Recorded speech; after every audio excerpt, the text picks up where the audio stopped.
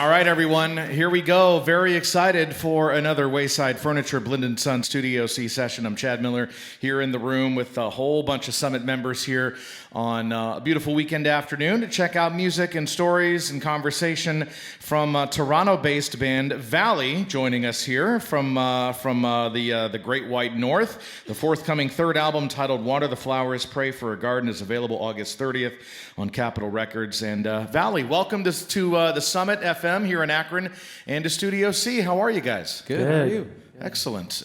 Good to see you. Good to have you here. First off, why don't you guys introduce yourselves on stage? Who do we have? Yeah, I'm Rob. I sing and play guitar in the band. I'm Kara. I play drums and sing in the band. My name is Alex. I play bass in the band.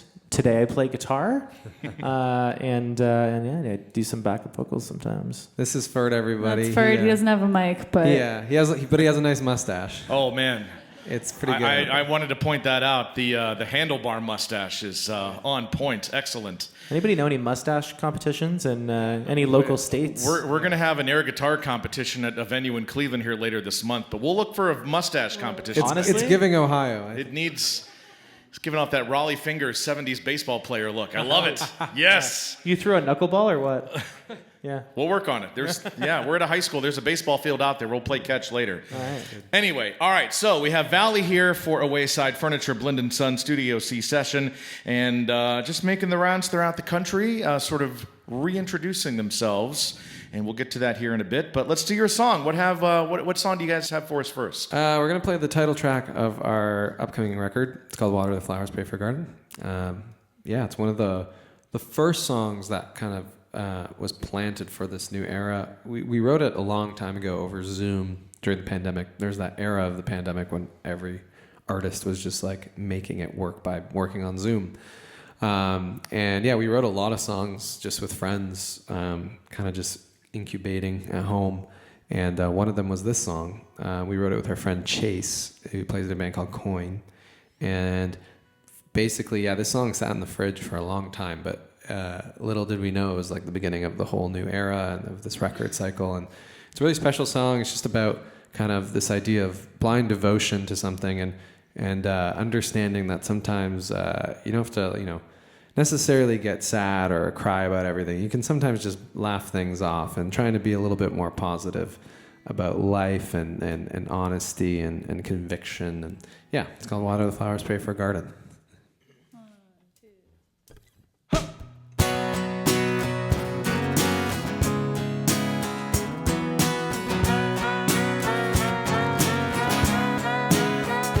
No one knows, no one cares. I keep dressing up myself and go nowhere. No one loves me like I do. And to think there was a time when that was you. I won't quit this time. I won't let it in.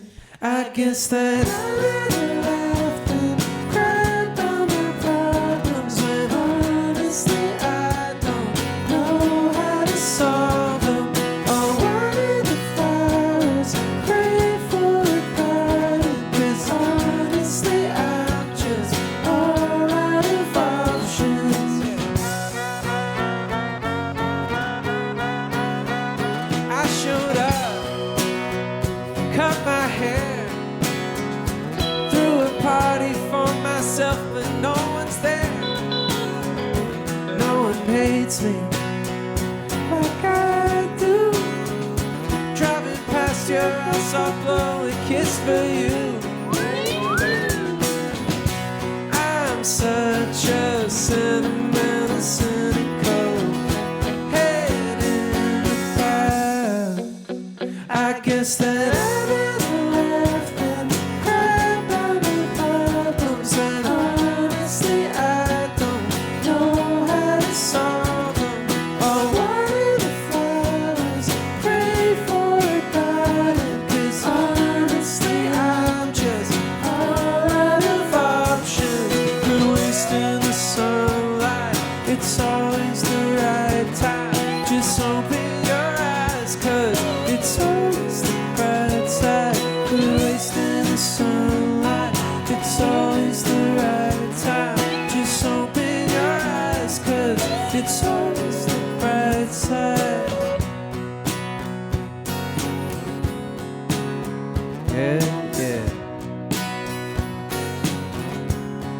Who's laughing with me?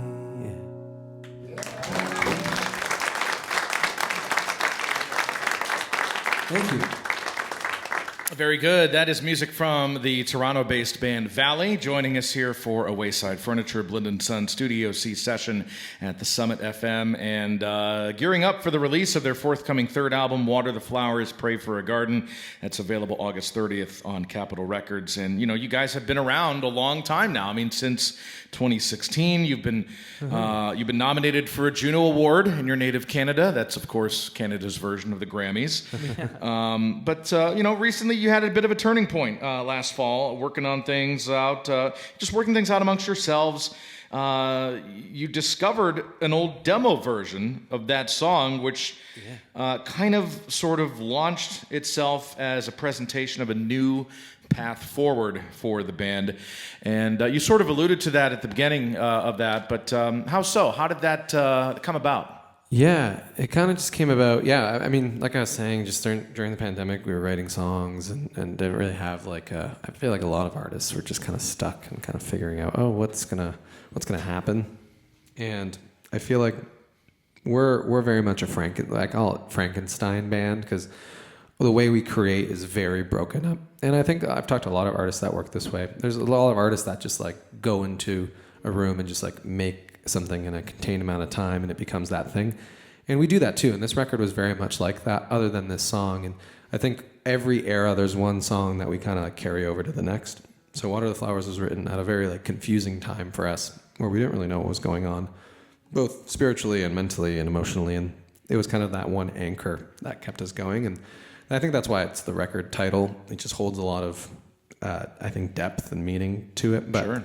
Yeah, I think it's a good analogy to use. Yeah, it's positive, but it's also kind of it's like melancholy in a way. But and it could also mean whatever you need it to mean too. Yeah, it can exactly. Be interpreted however. Yeah. But yeah, I think there's always like, you know, bits and pieces that we carry over, and you know, we'll write a song. I always say a song will tell you when it's time to come out. You know, you'll hear stories of songs that, you know, gather dust for years, or it dates back to even, you know, back in the day when, you know, hit singles were kind of like slept on. It was like last minute, you know, right. Someone in the building was like, this is the song, and then ends up being the big hit. And the band is reluctant to do something. Yeah, if exactly. You say so, and then it becomes it becomes the hit. And it's Yeah. like, you just never know when a song is going to do something or is ready to be in the world. So we're big believers on just like hold on to everything, and then the universe just kind of shows you and tells you. I would say that there's something to be said for, you know, just writing stuff and having it down on paper in a figurative sense. But, you know, maybe it doesn't hit you then, but you set it aside, you come back to it, in this case years later, and then it clicks and it becomes a thing, and then it can take on a new meaning in a different context like that. So I think that's something that can happen in you know, at songwriting, but of course in other ways too.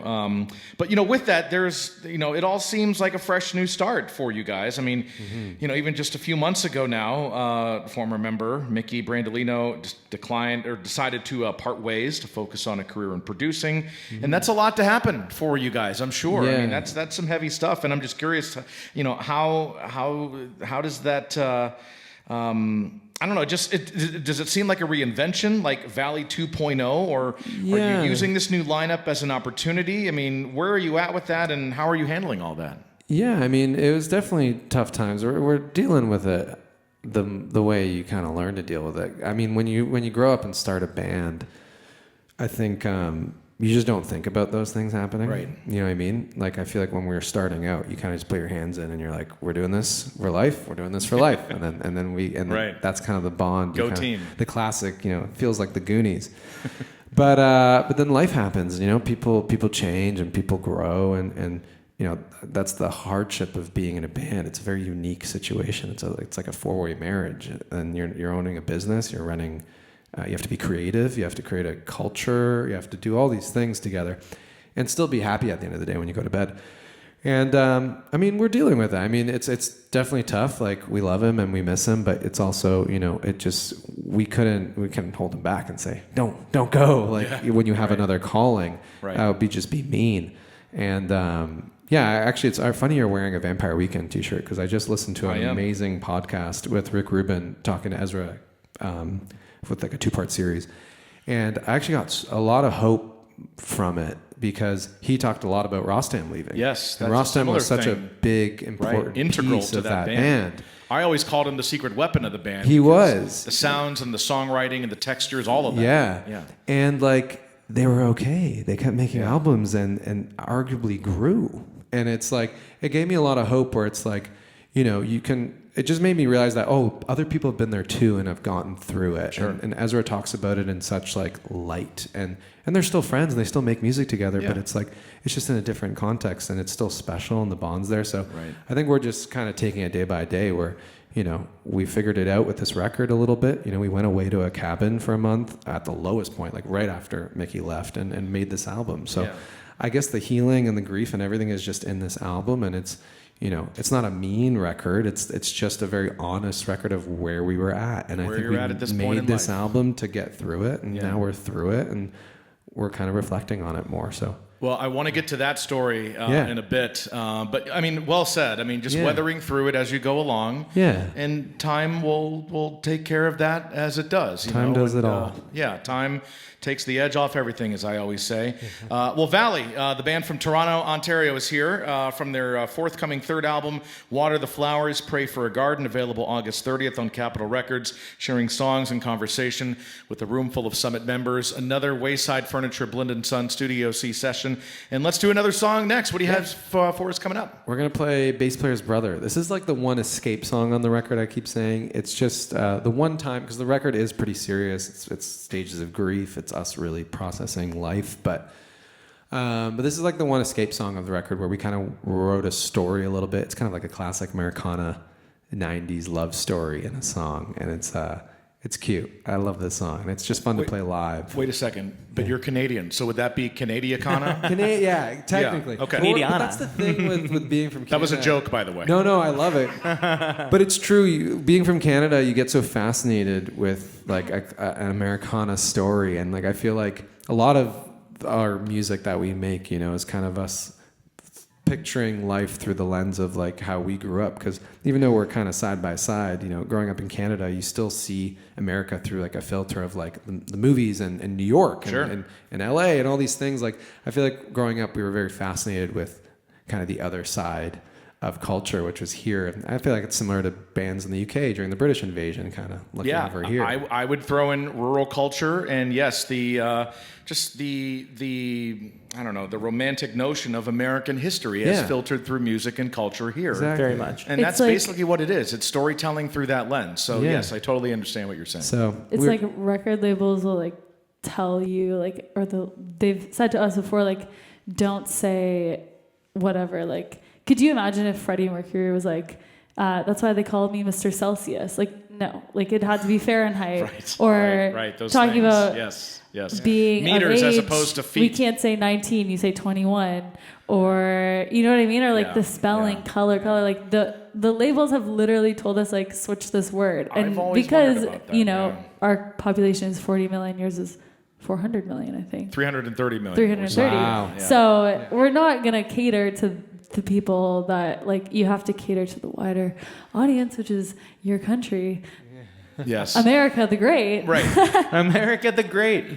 So Canadiana would be a little bit chaotic. Yeah, Canadiacana. It's got a ring to it. But we can Spellings pretend of- just for now, like we'll just spellings. be living in our igloos. And Yeah, writing no, the I mean, word. but yeah, spellings of words like the Canadian/British spelling of the word color is CLOOUR. Yeah. favorite color. Favorite with an O in it. We say yes. foyer. You say foyer. Foyer, restroom, bathroom, Washroom. We say washroom. You say all the above for that. Oh, Yeah, okay. When Anyway. I say washroom here, people Yeah. look at me like I have something coming out of my ears. Your laundry or I'm something. like the place where you wash your hands. Like I don't know. Yeah. Washroom? What's a That happened to me washroom? the other day. I was at. I'm like, put the pieces What's the together, store guys, that we come went on. to? We've never been to that store before. Wegmans? Wegmans? I was Oh, at a Wegmans, Wegmans. yeah. I said, "Where's the washroom?" He said, "The what?" It was so funny. Man, this What are you doing in my Canadian-American... You guys are weird, okay? Like, Oh man. just kidding. We embrace our We're weird. weird. We're Hey, the we're weird. the weird American divide It's us, not everyone. is dividing the room right now. No. We're all a little crazy. We're all a little weird. I love it. And that's why we're here, right? So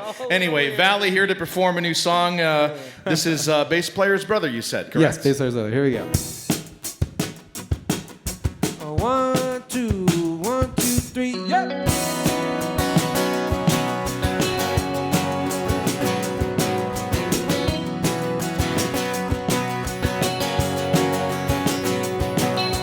Jenny came home for the summer.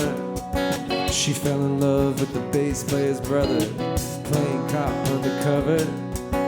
Slick hands like butter.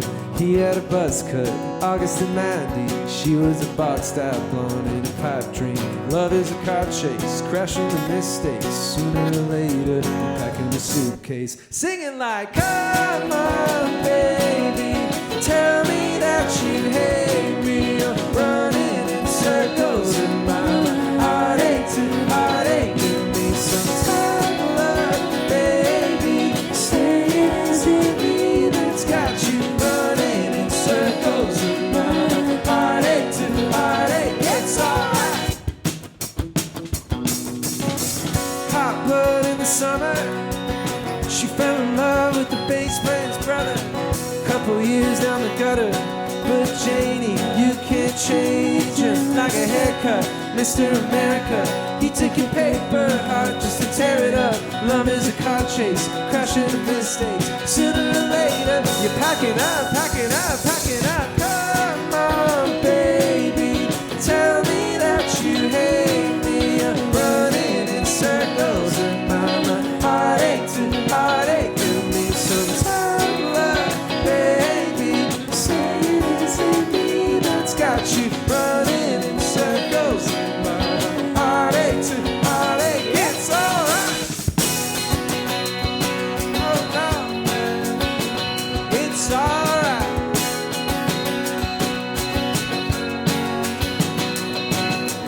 Come on, baby, tell me that you hate me. You're running in circles in my mind. Heartache to heartache, give me some time, love, baby. Say it's me that's got you running in circles in my mind. Heartache to heartache, it's alright. Oh no,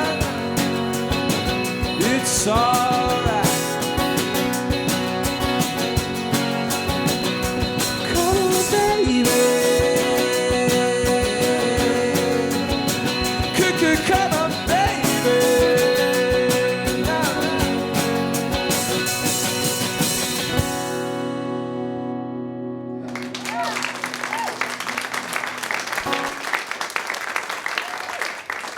That one was pretty fun. That was Valley joining us for a Wayside Furniture Blend & Son Studio C session. New song called Bass Player's Brother. It's off their forthcoming third album titled Water the Flowers, Pray for a Garden, available August 30th on Capitol Records. And so happy to have this band here all the way from Toronto. And all right, so I did want to get to that. You had mentioned when it came time to record this album, you guys went out to the Great Smoky Mountains in Tennessee for a little retreat to do so. Just curious, why there, and was there a certain plan of getting everything done once you were there? How did you go about it? Especially with the recent events internally with band member departing. We wanted to be as close as we possibly could be to Dollywood. Yeah. I think that's the right answer. Dolly energy. And guess what? The whole park was closed for the was almost closed. exact Come on, duration that like- we were there, so Oh. we didn't get to go. Like, come on. But we did hang out with her, and that was really fun. Really? Yeah, in Yeah. our dreams. In our Oh, dream. whoa. In your dreams you did. Okay. We're actually close personal friends with Yeah, her. we're close friends. I We wish. chose Nashville because originally we were going to do Joshua Tree, which is in California, Yep, way out but west. we just kind of we wanted to be able to bring like a ton of our stuff, like gear, like everything, just synth. like everything to play with. So A much more manageable trip in that regard. we drove, yeah. Hopped we into drove. a Dodge So, Ram and Yeah. There you go. headed And down we south. went up this like mountain in this Dodge Ram, which was like a huge trailer. vehicle. It was huge. I'll bet that And we was an had a big adventure. trailer on the back, and we're going Yeah. up this mountain like And we're talking the literally tippy mountainside. top of the mountain. Yeah, it was like, Like- 25 minutes up a mountain with a road that's like that Skinny thick. little road, and it was pitch black because we got there so was late. pitch black. And And then you're like, why did we choose this We tall feared mountain for again? our No lives. no cell service. Oh. Yeah, we I got was on the there. roof, The like, Wi-Fi adjusting was the dish. broken.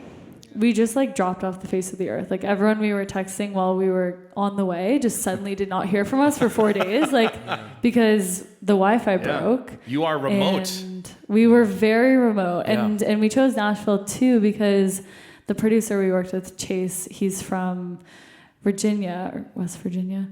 I don't know, West Virginia. Yep, take me home. I think so. I know that One of the there's a Virginias. difference, and I know you're not supposed There are to. two I know Virginias. they're people from Virginia don't like when you say that you're from West Virginia, right?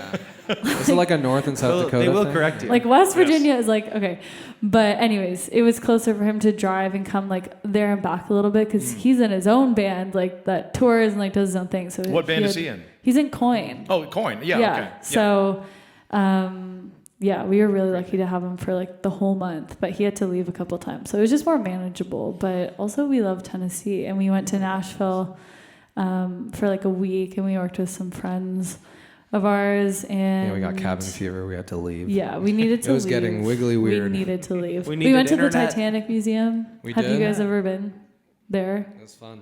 Nobody's ever been to the Titanic It's Museum. kind of fun. I didn't realize that was You even have. in Tennessee.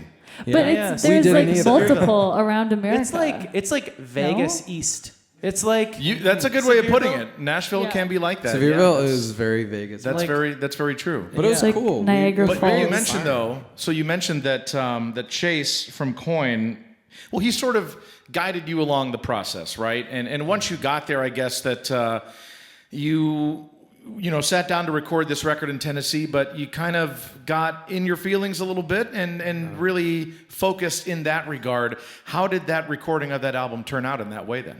Amazing. What did you find amongst yourselves once you got started? we found a lot. Yeah, he installed, I would say, a lot more confidence in just what we do naturally. He became a mentor to you. Yeah, he became a mentor. He's been through it. Yeah, they for had a band member leave as well, Yeah. and so there was a lot to relate to there. And he kind of swooped in and saved us. We got caught in a snowstorm on the way to Nashville, which didn't end up being a trip to Nashville. It ended up being a trip to Charlotte. Charlotte, Yeah. North Carolina.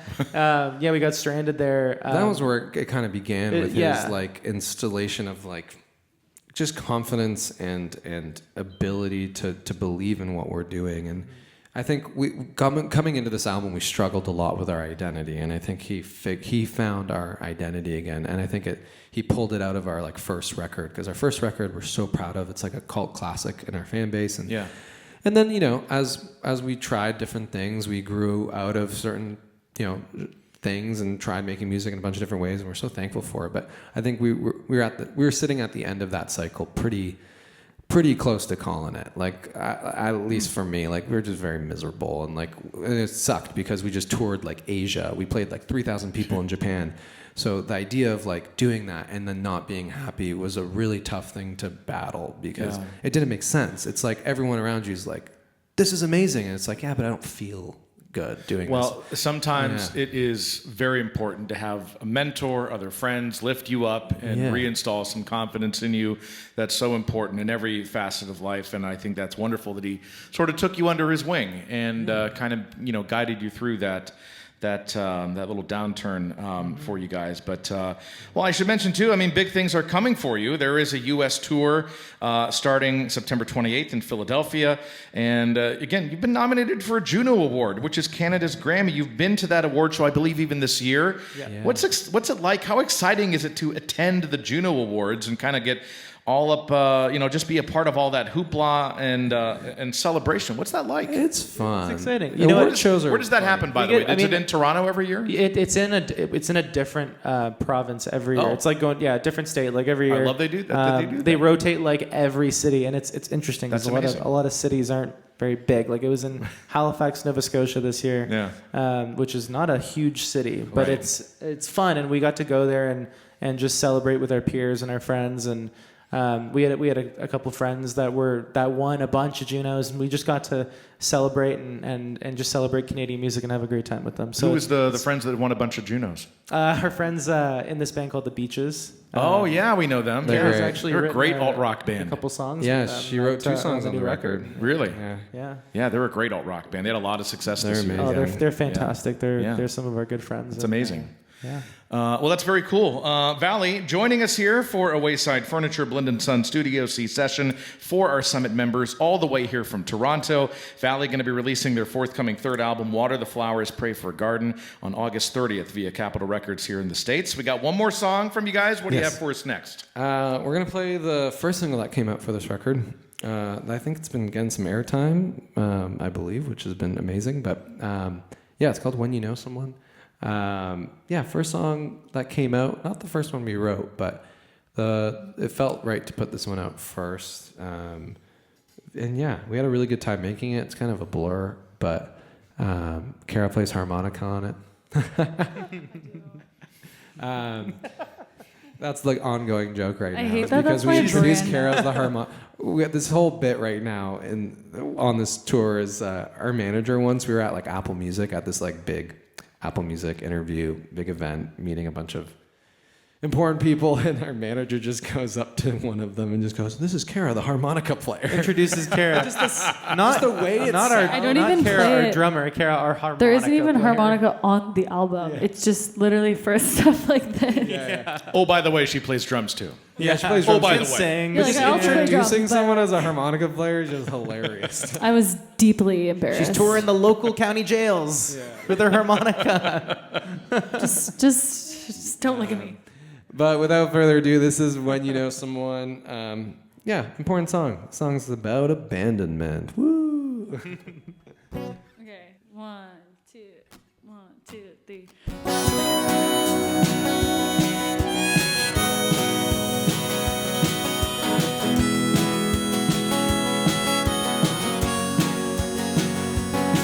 When you know someone, think you know someone so well, and when they break your heart, it's never equal parts. Oh well. Jump ship right there in mid-ocean. Another sinking air needs one less that I'm holding. Your secret life cut me open. Too proud to say so. I'm not what you want. When you know someone, you really know someone, someone like me.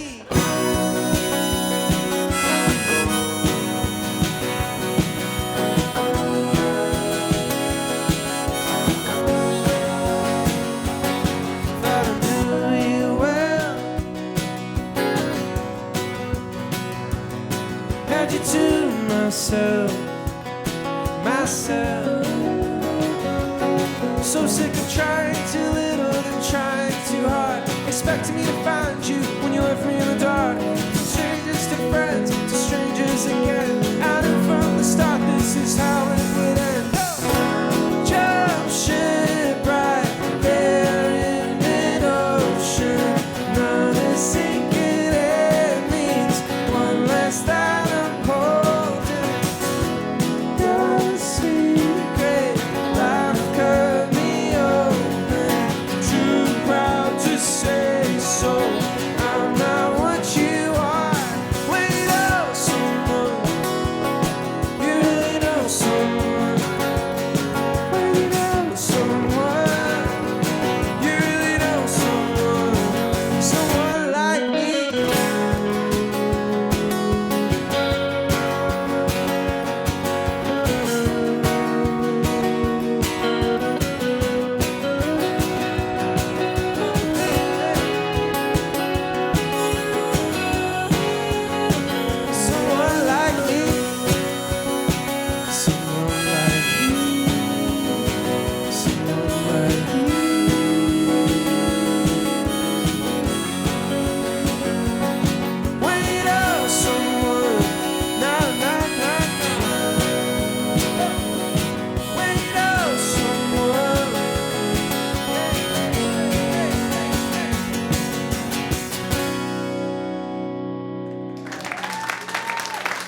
Thank you so much.